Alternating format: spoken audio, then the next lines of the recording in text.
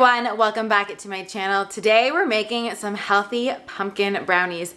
They are so fudgy, so gooey, perfect for the fall time with a little touch of pumpkin and a little sprinkled sea salt on top. They are so delicious, you're gonna want to whip some up for yourself. So let's go ahead and get into it. So to make these delicious, fudgy, healthy pumpkin brownies, we're starting off with some sugar-free, dairy-free chocolate, and we're gonna melt that down in the microwave for 30 seconds at a time until it is all completely melted. In a separate bowl, we are going to be using 2 eggs, and I haven't tried this with a flax egg, but if you want to, you can try that and then let me know if it works out so that we can let other people know as well.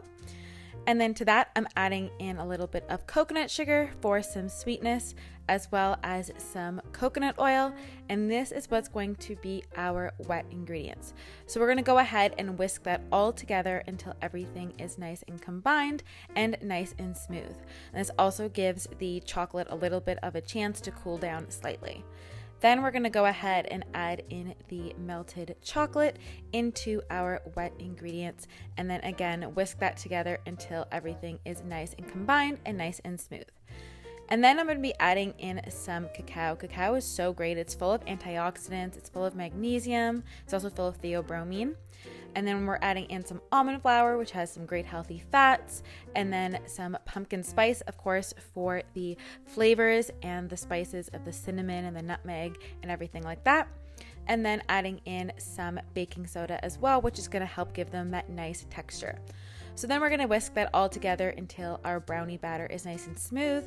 And then I'm going to be folding in some actual pumpkin. So this is just pumpkin puree, not pumpkin pie filling. There's a big difference. You want to use pumpkin puree, which is just pure pumpkin, not the pumpkin pie filling, which has added sugar and other things in that. So just fold that together until it's nice and combined.